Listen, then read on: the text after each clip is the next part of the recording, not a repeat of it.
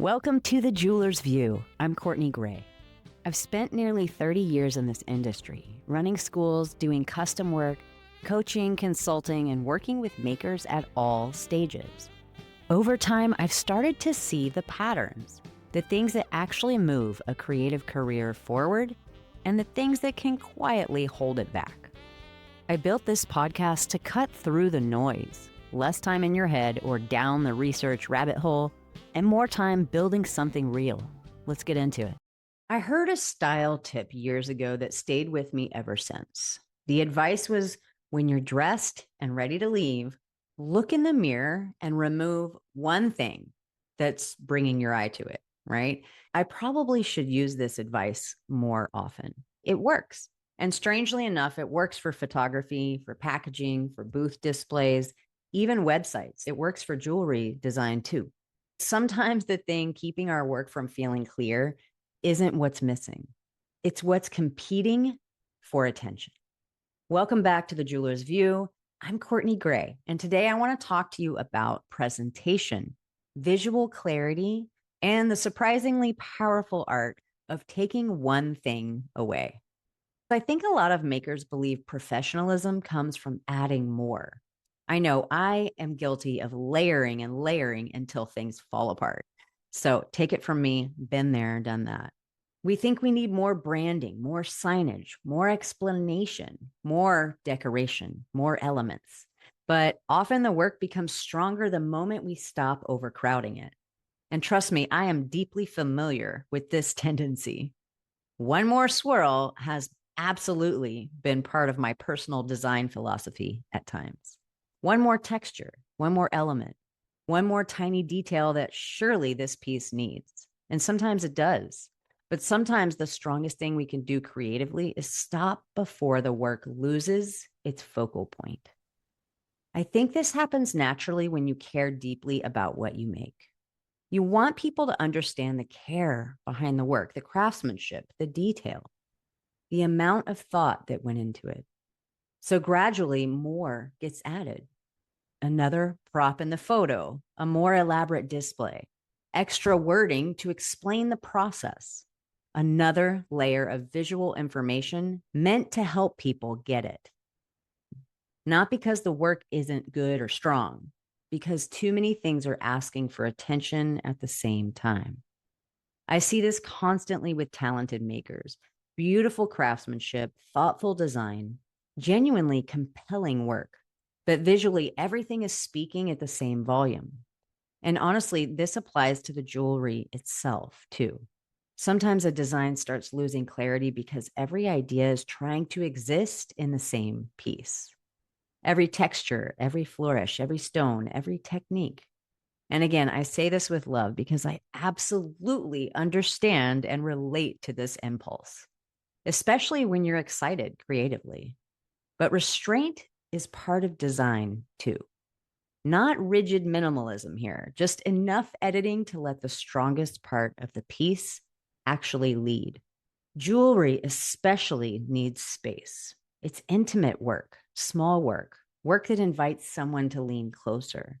Presentation should support that experience, not compete with it. And design works the same way. Here's a question I ask myself constantly now. When someone looks at this, where does their eye land first? Not what do I notice? What do they notice first? Because sometimes it's not the jewelry. Sometimes it's the patterned fabric underneath the piece, or the oversized logo, or some dramatic prop that suddenly becomes louder than the jewelry itself. This applies to design too. When someone looks at a piece, where does the eye land? Is there a focal point? Or is every element competing equally for attention? When everything is emphasized, nothing feels emphasized. And once you start noticing this, it changes the way that you see everything.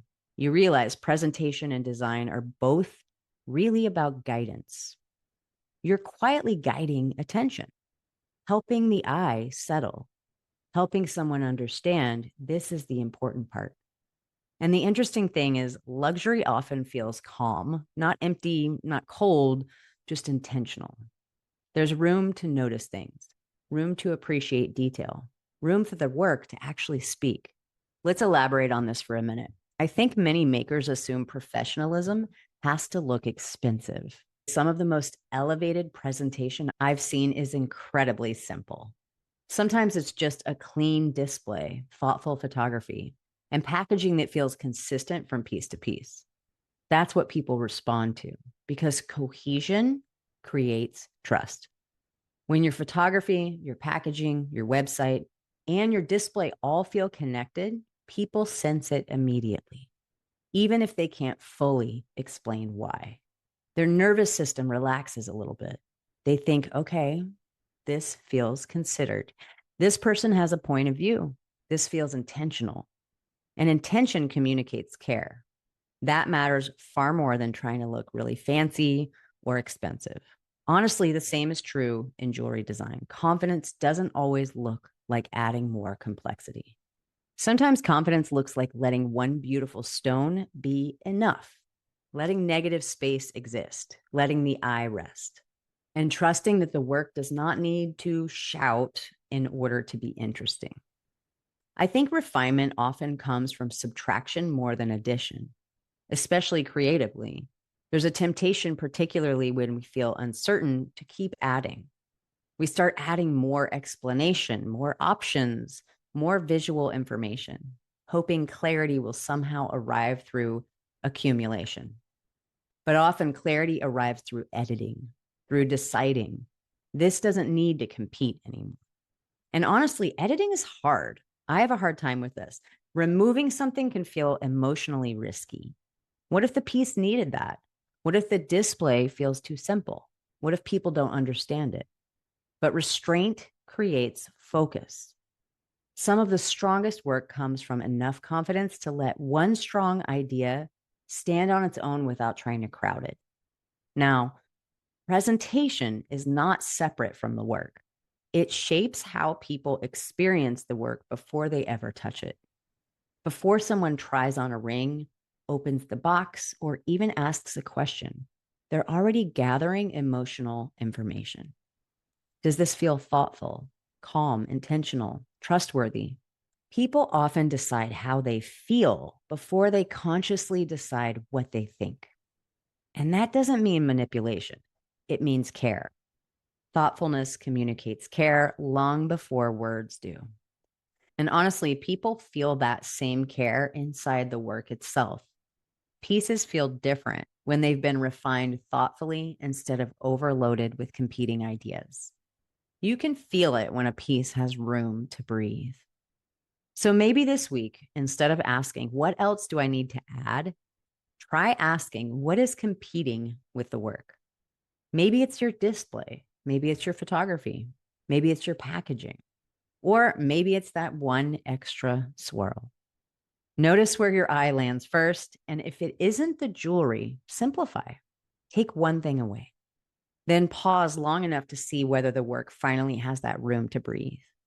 Thanks for being here. I'll see you next week on The Jeweler's View. Cheering you on, always.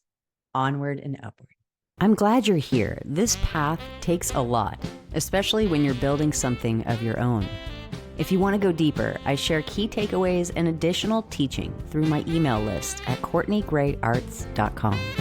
Keep going. This part matters. I'll see you next week.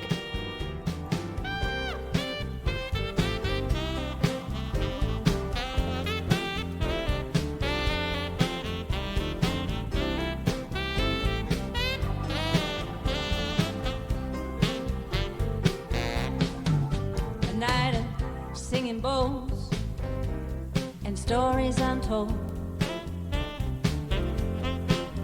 Yeah, here's to the dreams and how we make them,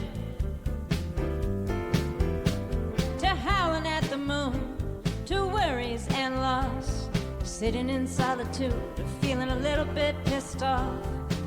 Here's to the grace we have awakened,